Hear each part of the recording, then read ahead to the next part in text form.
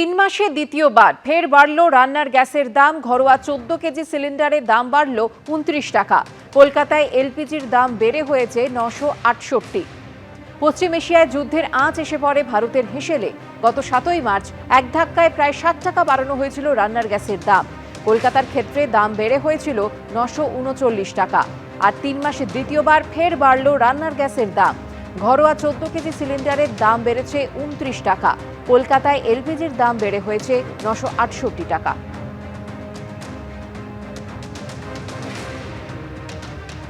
পরিষদীয় দলের পর এবার দিল্লিতে ভাঙতে চলেছে তৃণমূলের সংসদীয় দল।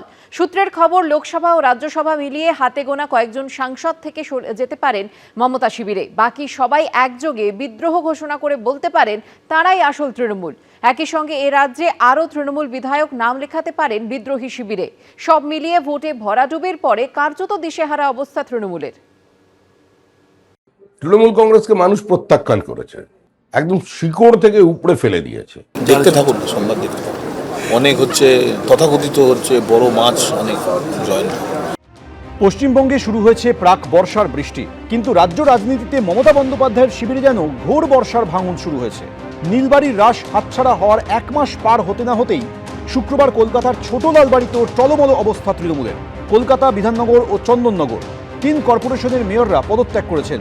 আর তার মধ্যেই ইস্তফা দিয়েছেন পূর্ব মেদিনীপুর জেলা পরিষদের সভাধিপতি এবং সহ সভাধিপতি। উত্তর ও দক্ষিণ 24 পরগনা সহ রাজ্য জুড়ে শতাধিক তৃণমূল কাউন্সিলর পদত্যাগ করেছেন। আর এই অবস্থাতেই গঙ্গাপাড়ির পর এবার যমুনা পাড়েও চরম অস্বস্তিতে পড়তে চলেছেন মমতা বন্দ্যোপাধ্যায়। সূত্রে খবর, পরিষদীয় দলের পর এবার দিল্লিতে ভাঙতে চলেছে তৃণমূলের সংসদীয় দল। লোকসভা ও রাজ্যসভা মিলিয়ে হাতে গোনা কয়েকজন সাংসদ থেকে যেতে পারেন মমতা শিবিরে। বাকিরা সবাই একযোগে বিদ্রোহ ঘোষণা করে বলতে পারেন তারাই আসল তৃণমূল। আমাদেরও তো একটা সৌজন্য আছে, রাজনৈতিক রুচিবোধ আছে। তো দিকভ্রান্ত কিছু মানুষ যদি এদিকে ওদিকে ঘোরাঘুরি করেন, তারা যদি ফোন করেন, তো ফোন ধরাটাও তো একটা ভদ্রতা এবং সেটাই স্বাভাবিক, ধরা উচিত। কেউ যদি আসেন বাড়িতে দেখা করতে, তাহলে তাকে তো বসানো উচিত, চা খাওয়ানো উচিত। তো সেটা যদি আমাদের কেউ করে থাকে, করছেন। অর্থাৎ গোটা পরিস্থিতি থেকে একটা ইঙ্গিত স্পষ্ট যে দিল্লিতেও ঋতব্রত মডেলেই ভাঙতে পারে তৃণমূলের সংসদীয় দল। অর্থাৎ দলত্যাগ নয়, সরাসরি বিজেপিতে যোগদানও নয়, কৌশলে আলাদা গোষ্ঠী তৈরি করে মমতা বন্দ্যোপাধ্যায়ের থেকে দূরে সরে যাওয়া।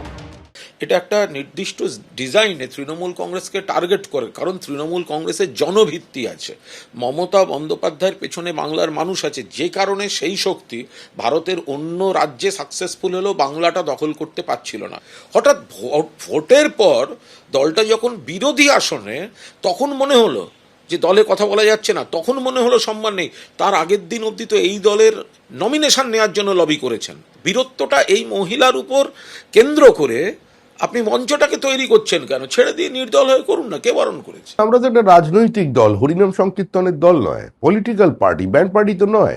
এটা মনে করার কোনো কারণ নেই যে তাদের বিজেপি নিয়ে নেবে। দরজা এখন বন্ধ। সোমবার দিল্লিতে ইন্ডি জোটের বৈঠক, সেদিনই কি বড়সড় কিছু ঘটতে চলেছে?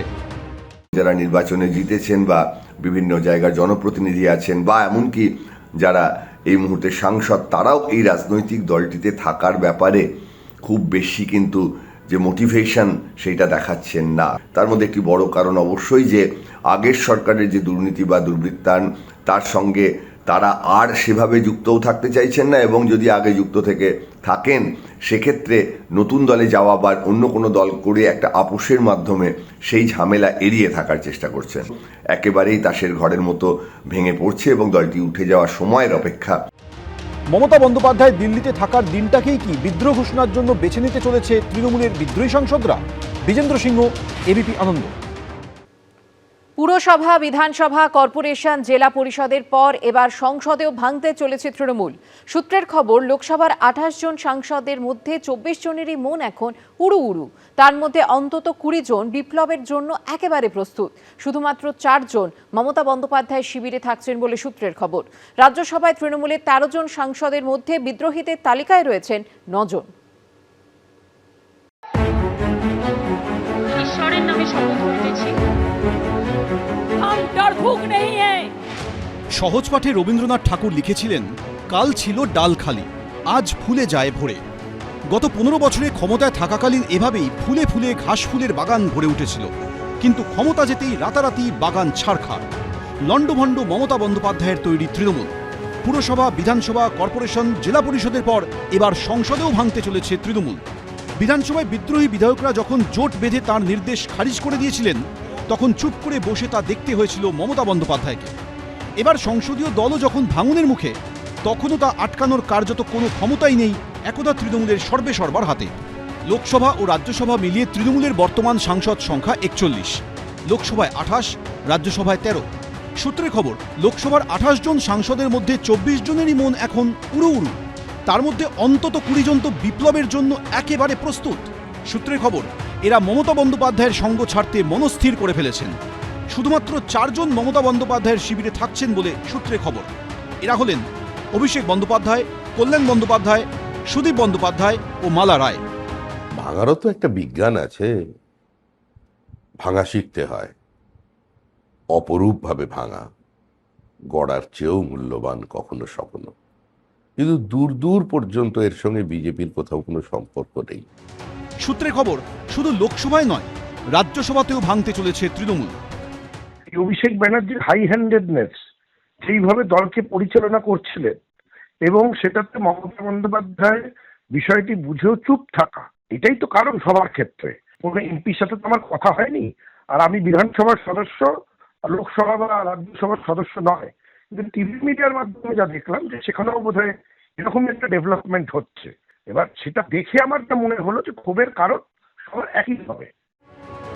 সূত্রের খবর, রাজ্যসভায় তৃণমূলের 13 জন সাংসদের মধ্যে বিদ্রোহীদের তালিকায় রয়েছেন 9 জন।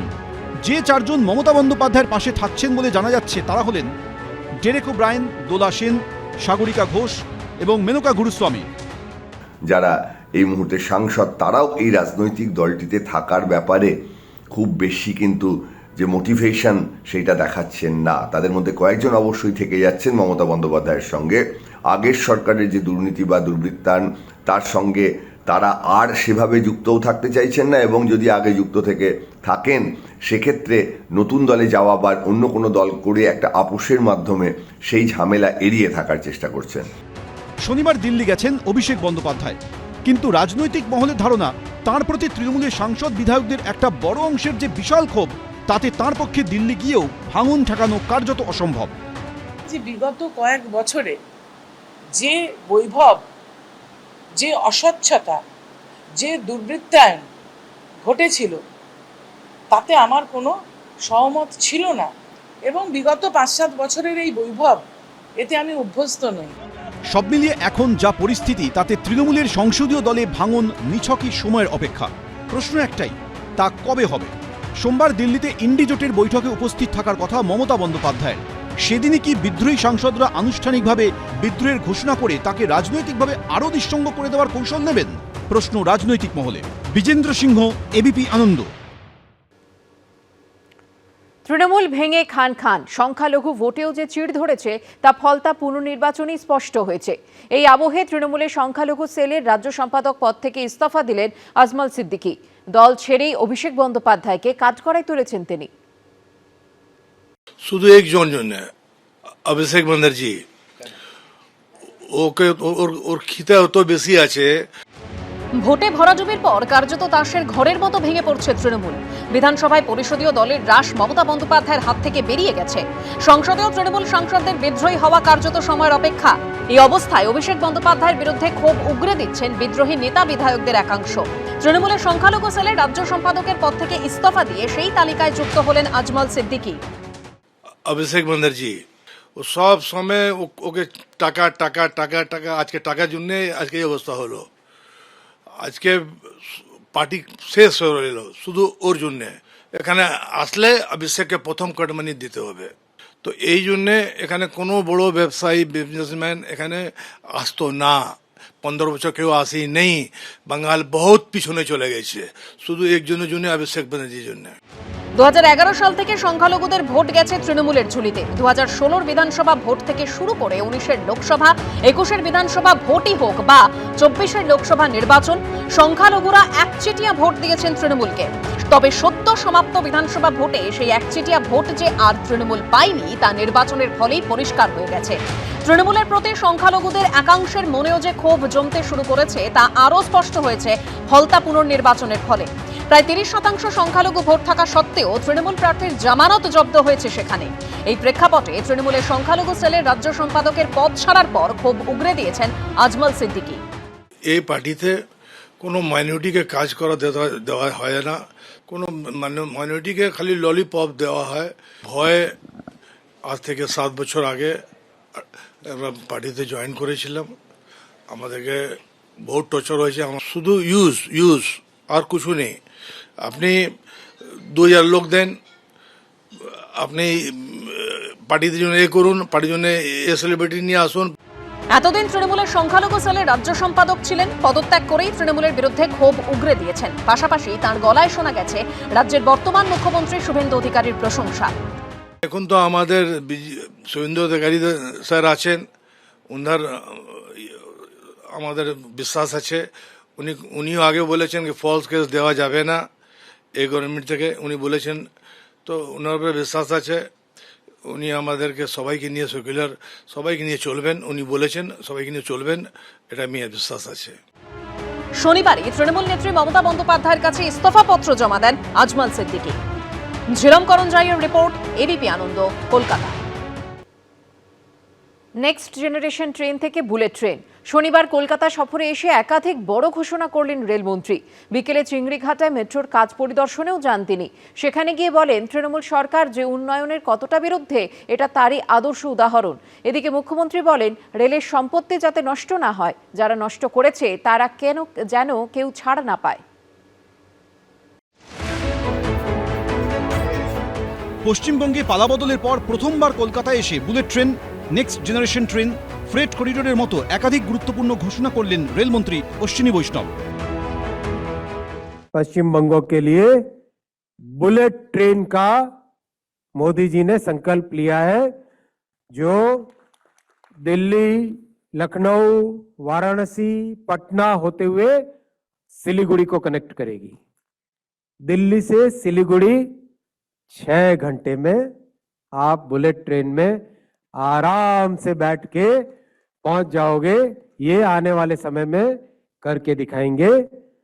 दादा, कोलकाता मेट्रो के लिए सीएम साहब 60 new trains of new generation, next generation, 60 नई ट्रेन्स इंट्रोड्यूस करेंगे नेक्स्ट 5 इयर्स में। ईस्ट से वेस्ट का डेडिकेटेड फ्रेट कॉरिडोर, जो कि दांकुनी से स्टार्ट होके सूरत तक जाएगा। पश्चिम बंगाल में रेलवे इलेक्ट्रिफिकेशन 100% कंप्लीट हो गया है। 102টি নতুন আমাদের অমৃত ভারত স্টেশন মডার্নাইজেশন হবে এবং 538টা ফ্লাইওভার এবং আন্ডারপাসেস হবে। It's a great achievement. পশ্চিমবঙ্গের জন্য দিয়েছেন 14,205 কোটি টাকা এই 1 বছরে।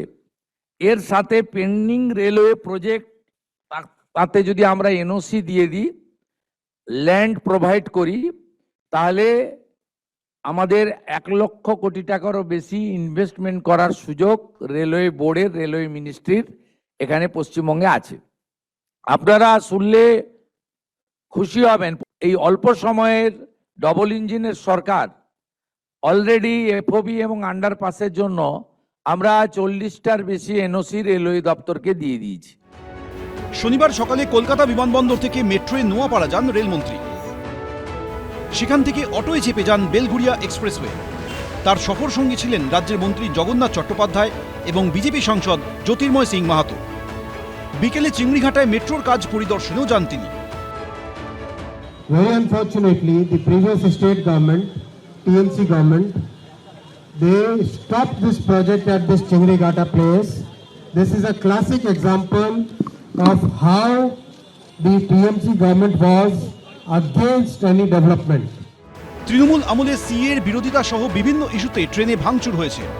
তা নিয়ে এদিন রাজ্য পুলিশের ডিজিকে মুখ্যমন্ত্রী বলেন রেলের সম্পত্তি যাতে নষ্ট না হয়, যারা নষ্ট করেছে তারা যেন কেউ ছাড় না পায়। यहाँ पुलिस भी है, आरपीएफ का साथ क्लोज रिलेशन रख के पूरा रेलवे प्रॉपर्टी को प्रोटेक्शन देना और जो काम करना है वो भी करना।